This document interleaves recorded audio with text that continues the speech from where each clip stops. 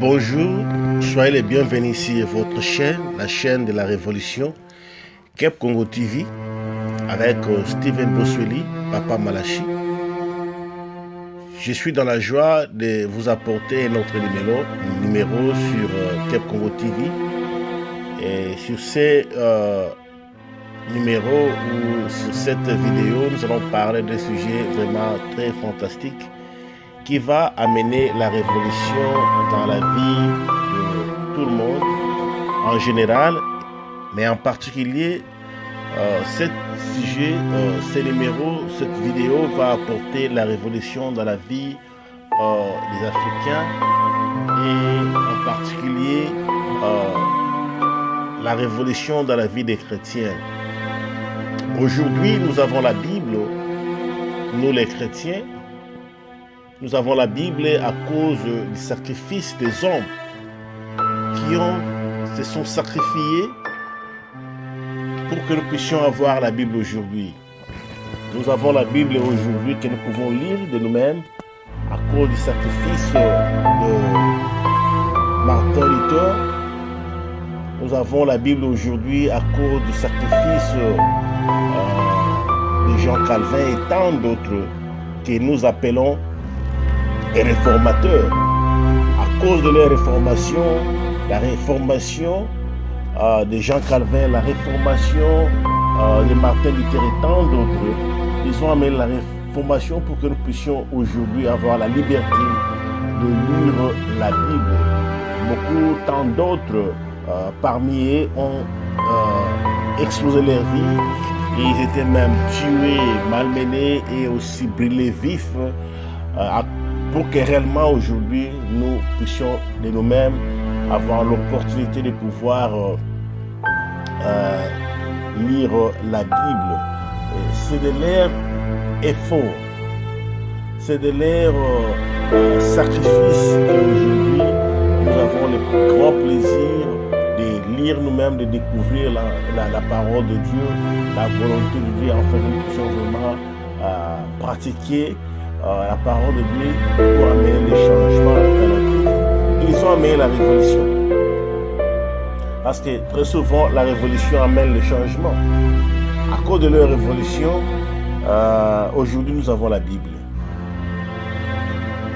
Même si il y a eu la contre-réformation après les réformations, où beaucoup sont morts, beaucoup sont brûlés vifs, mais vraiment, nous devons jeter des fleurs aux réformateurs comme Jean Calvin, aux réformateurs comme Martin Luther, Zwingli et tant d'autres qui ont vraiment sacrifié leur vie, qui font des efforts, qui ont fait des efforts énormes pour que nous puissions aujourd'hui, nous les chrétiens, avoir la Bible.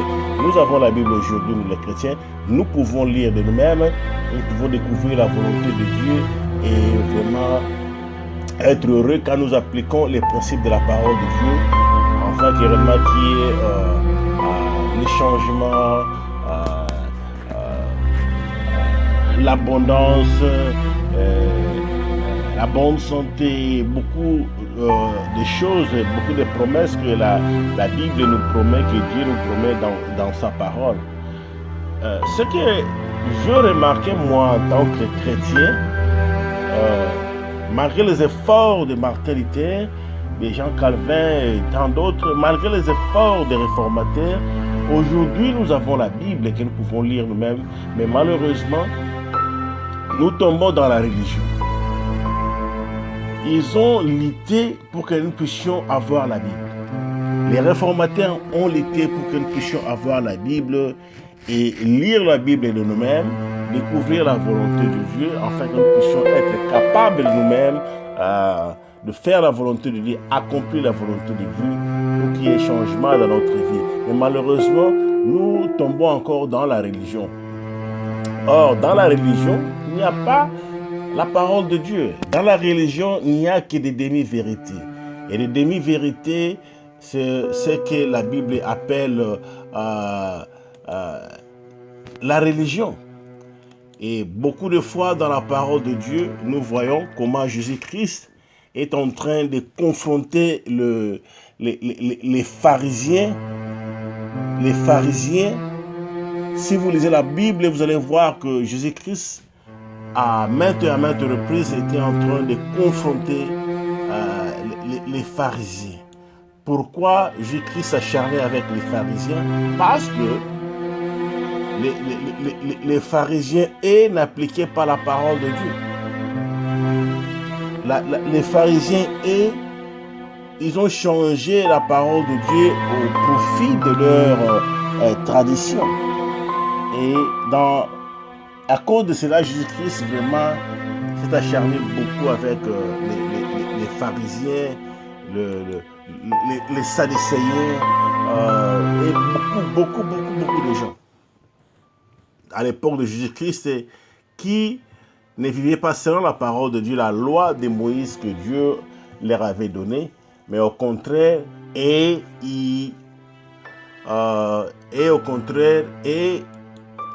ont changé la parole de Dieu au profit de leur tradition.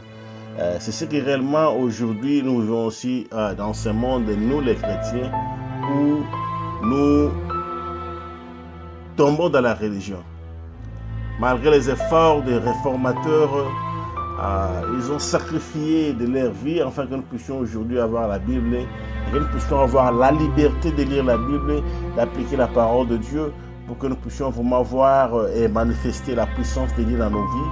Mais malheureusement, nous tombons dans la religion. Alors, qu'est-ce qui se passe?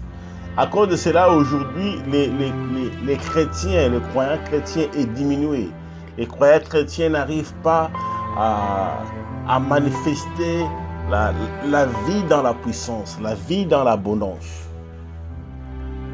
La vie dans l'abondance, la vie dans la liberté, la vie dans la puissance. Il n'y a pas de puissance dans la vie des croyants. Il n'y a pas de changement dans la vie des croyants. Alors, qu'est-ce qui se passe? Alors, quand nous lisons la Bible, nous voyons que la Bible nous dit que Dieu n'est pas un homme pour mentir, ni fils de l'homme pour se repentir. C'est ce que la Bible nous dit. Dieu n'est pas un homme pour mentir, ni fils de l'homme pour se repentir. Ce qu'il a dit ne le fera-t-il pas? Ce qu'il a déclaré ne l'exécutera-t-il pas? Dieu est juste et fidèle à sa parole. Et qu'est-ce qui se passe dans la vie des croyants aujourd'hui, la vie des croyants chrétiens?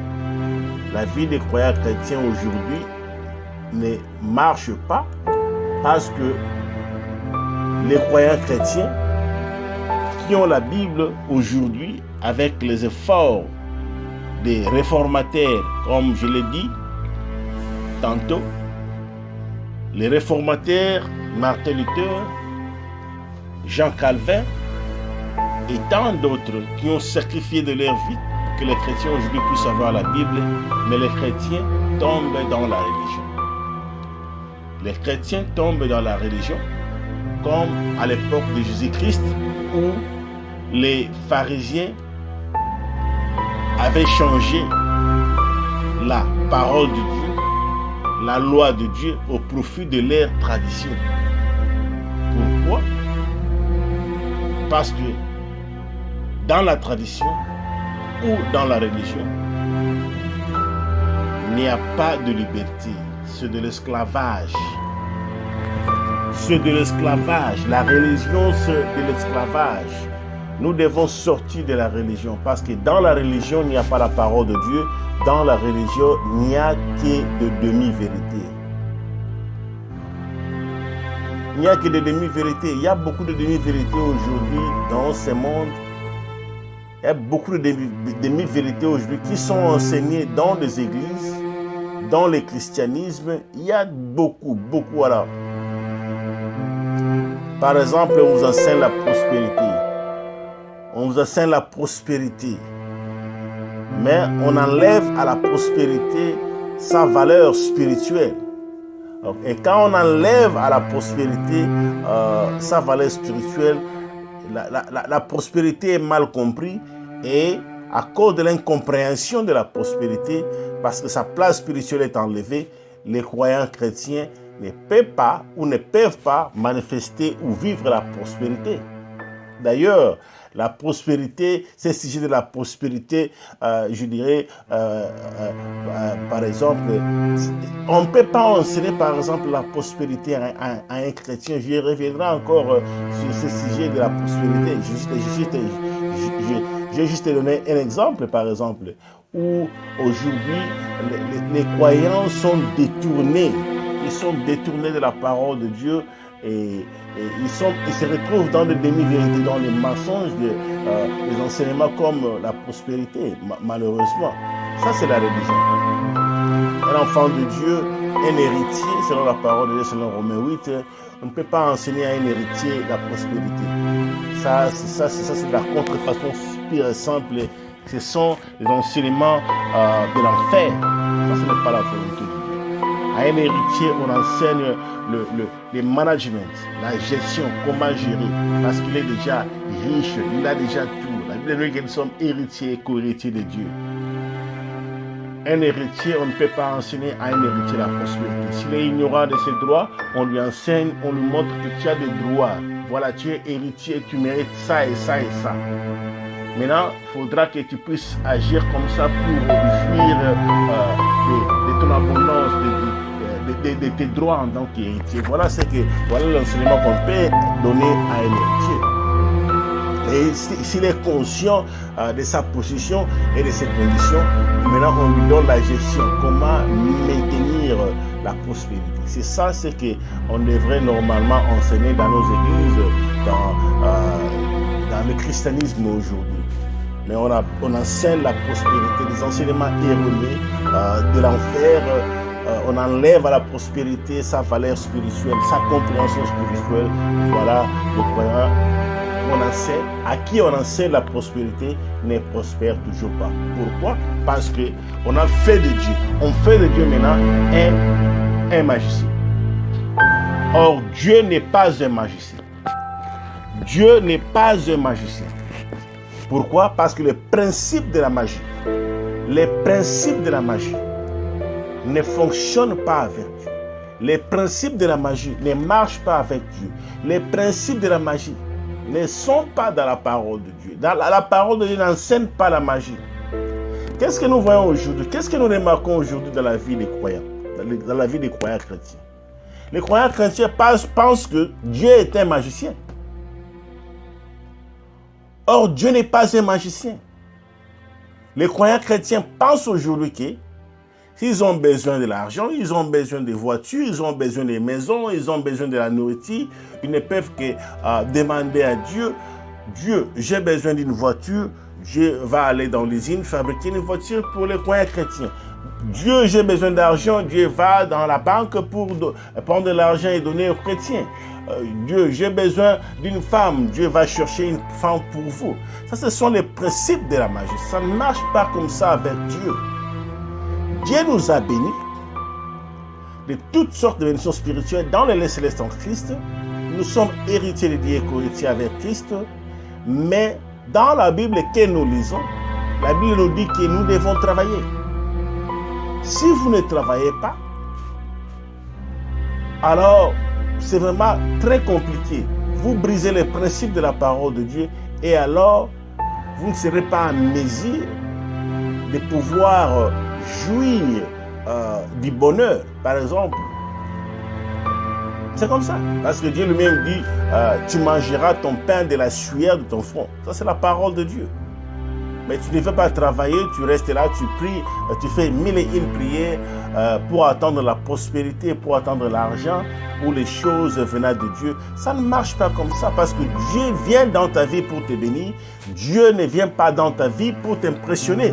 Je vais vous donner l'exemple, la définition de la magie et je vais vous donner aussi l'exemple d'un magicien trouvé dans la parole de Dieu et pour que nous puissions ensemble comprendre parce que mon souci ici sur Kep Congo TV, la chaîne de la révolution, est de vous révolutionner. Parce que la révolution, très souvent, amène le changement. Il faut qu'il y ait changement. Si tu veux changer ta vie, tu vas changer ton comportement, tu vas changer ton raisonnement. Change ton raisonnement, change ta façon de voir les choses, change ta façon de faire les choses et tu changeras ta vie. Et c'est comme ça. Donc la révolution avec cet enseignement, va vous amener à pouvoir changer votre raisonnement afin de voir les résultats, des bons résultats dans votre vie. Qu'est-ce que la magie selon les dictionnaires? Qu'est-ce que la magie ici, selon les dictionnaires?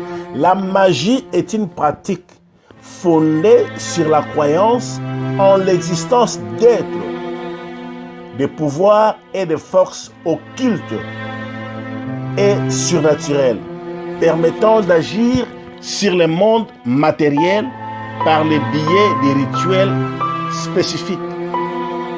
Je répète encore, la magie est une pratique fondée sur la croyance en l'existence d'êtres, de pouvoirs et de forces occultes et surnaturelles, permettant d'agir sur le monde matériel par le biais des rituels spécifiques. Voilà la définition de la magie.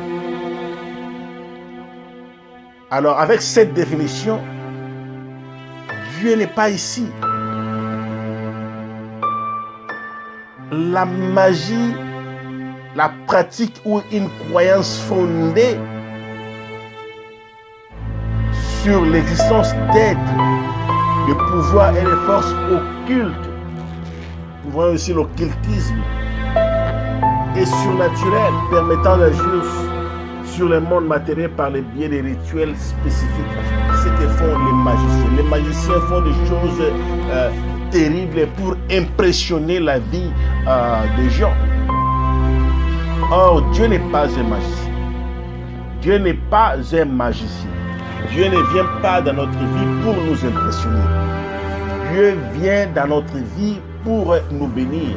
Voilà pourquoi il nous a donné sa parole. La Bible est la volonté de Dieu. La Bible est la parole et la volonté de Dieu révélée. Dieu nous a donné sa parole. La Bible, malheureusement aujourd'hui, je l'ai dit au début, que les croyances tombent dans la religion. Dans la religion.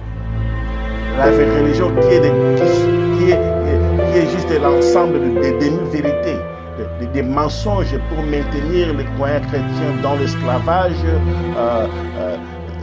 dans la pauvreté, dans la misère, dans des souffrances, dans des maladies. Or, la Bible et la parole de Dieu que Dieu nous a donnée est là pour nous libérer, pour nous donner la liberté. Si nous comprenons la Bible et si nous suivons la Bible, la parole et la volonté de Dieu, nous allons vraiment quitter l'esclavage pour vivre la liberté, l'abondance de Dieu, la prospérité à tous égards. Sortons de la religion, parce que dans la religion, il n'y a que des demi-vérités, des mensonges. Nous voyons ici la définition de la magie. Dieu n'est pas un magicien. Dieu ne fera pas de nous des esclaves. Parce que les principes de la magie vont à l'encontre de la parole de Dieu. Non. Dieu vient dans notre vie pour nous bénir, pour nous libérer. Or, la magie maintient les gens dans l'esclavage. Je vais vous donner l'exemple d'un magicien dans la parole de Dieu. Allons dans la parole de Dieu pour voir l'exemple d'un magicien. Lisons la parole de Dieu dans le livre des Actes, chapitre 8, à partir du verset 5. Philippe étant descendu dans la ville de Samarie, il prêcha le Christ. Les foules tout entières étaient attentives à ce que disait Philippe.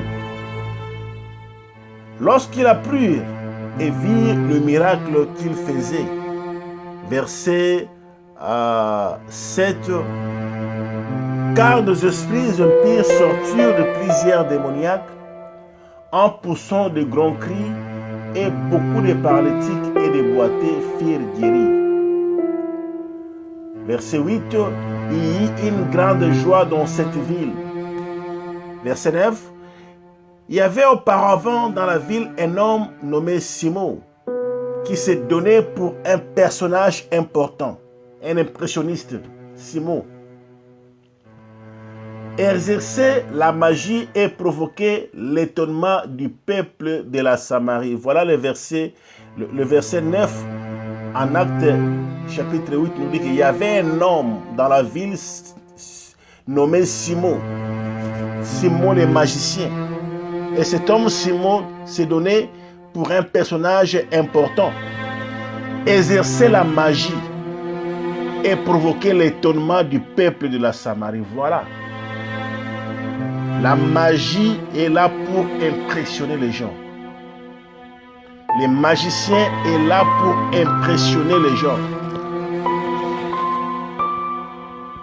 Pour captiver l'intelligence des gens avec les actes de la magie. Pour les maintenir dans l'esclavage. Or, Dieu n'est pas un magicien. Parce que le principe de la magie ne fonctionne pas avec Dieu. J'ai donné la définition de la magie. Cet homme, Philippe, quand il est arrivé dans Samarie, il a prêché la parole de Dieu et la parole de Dieu a libéré les gens. Or, dans cette ville de la Samarie, il y avait un homme qui pratiquait la magie. Cet homme-là maintenait les gens dans l'esclavage. Il faisait les actes de magie. Il provoquait l'étonnement des gens dans la Samarie. Mais il y avait des boités. Il y avait des paralytiques. Il y avait des gens malades dans la ville de Samarie. Mais cet homme-là ne libérait pas les gens.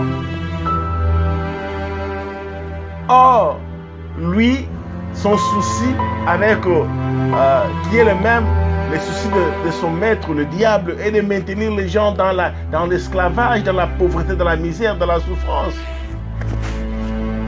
Parce que la magie ne libère pas les gens. La magie ne peut pas libérer les gens parce que la magie est basée sur des principes occultes, des principes surnaturels, fondés sur la croyance en l'existence d'êtres. Donc cet homme, Simon le magicien, impressionnait les gens. Il provoquait l'étonnement du peuple de la Samarie avec ses actes de magie. Nous allons lire le verset 10. Tous, depuis les plus petits jusqu'aux plus grands, l'écoutaient attentivement et disaient: celui-ci est la puissance de Dieu, celle qui s'appelle la grande. Verset 10 nous dit: tous, depuis les plus petits jusqu'aux plus grands, l'écoutaient attentivement et disaient: celui-ci est la puissance de Dieu, celle qui s'appelle la grande. Les gens ici étaient vraiment maintenus dans l'esclavage à cause des actes de la magie. C'est pareillement aujourd'hui avec nous les chrétiens. Au lieu de suivre la volonté de Dieu, la Bible qui est la parole et la volonté de Dieu révélée pour nous, que les gens Calvin, que le Martin Luther ont lutté avec leur réformation pour que nous puissions avoir la Bible aujourd'hui, pour que nous puissions nous-mêmes lire la Bible et découvrir la parole, la volonté de Dieu, afin que nous puissions être en mesure de pouvoir appliquer la volonté de Dieu pour nous libérer, pour avoir les changements dans notre vie, pour avoir la prospérité que les 4 bishops, les 5 bishops, les mama bishops enseignent, les escrocs bishops enseignent. Maintenant, les croyants chrétiens se retrouvent dans l'esclavage dans la religion à cause de demi-vérités. C'est pourquoi les croyants chrétiens, aujourd'hui, s'ils ont besoin de la nourriture, des choses matérielles, ils vont même plus loin à cause du manque de la puissance, de la manifestation de la puissance de Dieu aujourd'hui dans le christianisme, dans les églises chrétiennes. Beaucoup de gens vont aller chercher des puissances occultes, des pouvoirs occultes pour faire des miracles. pour faire de miracles, pour encore impressionner les gens. Voilà, pareil avec Simon, les magiciens. Nous avons aujourd'hui des pasteurs qui sont des satanistes, des pasteurs aujourd'hui dans des églises chrétiennes qui sont des magiciens, qui sont des satanistes, parce qu'ils n'ont pas la puissance de Dieu. Ils enseignent des enseignements erronés, ils enseignent des mensonges, des demi-vérités. Alors pour captiver les gens, pour maintenir les gens dans la pauvreté, dans la misère, dans l'esclavage, pour maintenir les croyants, les gens dans leurs églises, ils vont aller chercher des puissances occultes, des pouvoirs occultes pour exercer la magie comme Simon, les magiciens ici en acte, pour impressionner les gens. Or, Dieu nous a rendus capables d'opérer les miracles. Dieu nous a donné sa puissance. Christ à nous l'espérance et la gloire, c'est la puissance de Dieu à nous. Dieu nous a rendus capables. Jésus-Christ avait déclaré dans le livre de Luc. Si vous lisez Luc, vous allez voir comment Jésus-Christ se déclare dans Luc 10 à partir du verset 19. Voici, je vous ai donné le pouvoir de marcher sur les serpents, sur les scorpions et sur toute la puissance de l'ennemi, et rien ne pourra vous nuire. Dieu a la puissance, mais dans l'église aujourd'hui, il n'y a pas la puissance, il n'y a pas la manifestation de la puissance de Dieu. Et les quatre bishops, les escrocs bishops, les businessmen que vous appelez pasteurs, révérends pasteurs, évêques, vont aller chercher le pouvoir occulte, les puissances occultes pour vous maintenir dans la pauvreté. Pendant tout le temps, ils vont captiver votre intelligence avec des miracles erronés. Ce sont des pratiques de la magie. Dieu n'est pas un magicien, bien-aimé. Dieu n'est pas un magicien. Nous avons la Bible aujourd'hui, grâce au sacrifice de Martin Luther, de Jean Calvin et tant d'autres réformateurs. Lisons la Bible de nous-mêmes, découvrons la parole de Dieu pour que réellement nous puissions être libérés. Enfin, que réellement nous puissions vraiment jouir de l'abondance qui est disponible aujourd'hui pour nous, ses enfants. Sortons de la religion. Sortons de la religion. Parce que la religion maintient les gens dans l'esclavage. Lisons la parole de Dieu. Lisons la parole de Dieu nous-mêmes. Lisons la parole de Dieu nous-mêmes.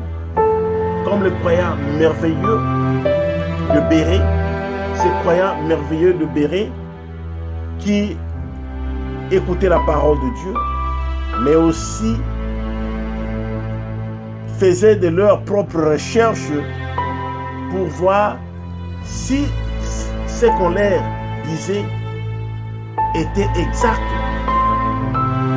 Les croyants de Béret étaient des croyants fantastiques. Les croyants fantastiques. Ils cherchaient, ils fouillaient les Écritures pour voir si ce qu'on leur disait était exact. C'est ce que nous devons faire, nous. Afin que réellement, ces magiciens qui sont nombreux aujourd'hui dans les églises ne puissent pas continuer à nous captiver dans leurs mensonges, nous maintenir dans la pauvreté, dans la misère, dans l'esclavage, mais plutôt que nous puissions vraiment être libérés avec la connaissance exacte de la parole de Dieu. Bien-aimés, sortons de la religion. Dieu n'est pas un magicien. Dieu n'est pas un magicien. Parce que les principes de la magie ne marchent pas avec Dieu. Voilà ici Philippe qui, depuis le plus petit jusqu'au plus grand, impressionnait les gens ici. Dieu ne vient pas dans votre vie pour vous impressionner. Dieu vient dans votre vie pour vous libérer. Voilà pourquoi il nous a envoyé son Fils Jésus-Christ pour nous libérer de l'esclavage. La Bible nous dit que Dieu nous a libérés de ténèbres et nous a transportés dans le royaume du Fils de son amour. Dieu nous a libérés de ténèbres, il nous a transportés dans la lumière. Nous ne sommes plus esclaves, nous sommes maintenant libres. Mais comment ces gens ici, comment nous nous retrouvons encore dans la religion? Parce que le diable ne dort pas. Le diable ne fait que changer les stratégies pour maintenir les croyants chrétiens, maintenir les gens dans l'esclavage, même si vous avez la Bible, mais le diable fait tout à son pouvoir pour maintenir les gens dans l'esclavage. C'est pourquoi nous avons la religion aujourd'hui.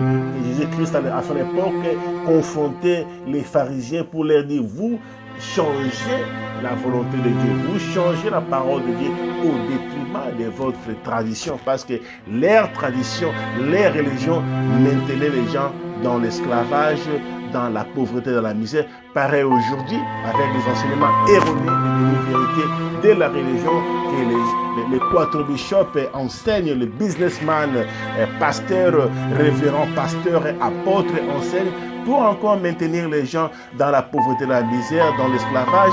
Pendant tout le temps, ils vont les bombarder avec des enseignements erronés et aussi faire des pratiques de la magie pour maintenir les gens dans l'étonnement. Or, Dieu n'est pas là pour nous étonner. Dieu n'est pas là pour nous impressionner. Dieu est là pour nous bénir. Dieu est là pour nous libérer. Dieu est là pour nous montrer sa volonté. Et en suivant la volonté de Dieu, nous avons la liberté. En suivant la volonté de Dieu, en faisant la volonté de Dieu, nous avons la liberté. Nous avons la manifestation de sa puissance. Et nous pouvons alors manifester la vie dans l'abondance, la vie dans la liberté. C'était Stephen Bosouni, Papa Malachi dans Kep Congo TV.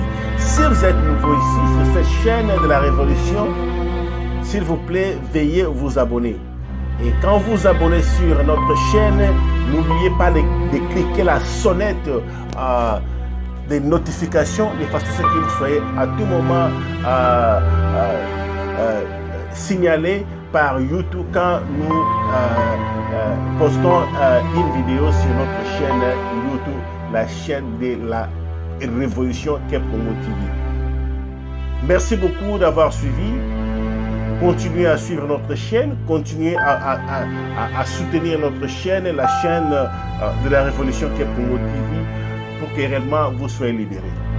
Dieu n'est pas un magicien. Parce que le parti de la magie ne marche pas avec Dieu. Dieu, notre Père tendre, est là juste pour nous bénir, pour nous soutenir, pour nous libérer. Alors Dieu n'est pas un magicien. Que Dieu vous bénisse abondamment. Bonne journée, bon après-midi ou bonne soirée. Merci beaucoup.